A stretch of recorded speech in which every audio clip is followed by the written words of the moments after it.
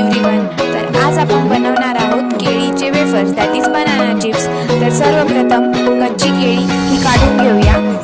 त्यानंतर ती केळी स्वच्छ पाण्याने धुवून घ्या. केळी धुतल्यानंतर त्यावरील साल हे चाकूच्या साहाय्याने काढून घ्या.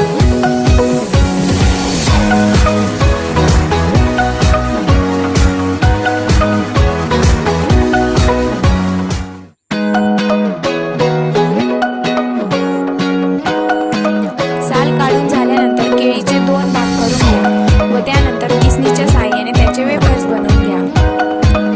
वेफर्स बनवून झाल्यानंतर एका कढईत तेल गरम होण्यासाठी ठेवूया. तेल गरम झाल्यानंतर त्यामध्ये केळीचे वेफर्स टाकून घ्या व कमी गॅसवर जास्त वेळ वेफर्स जेणेकरून ते कुरकुरीत होतील व खाण्यास चविष्ट लागतील.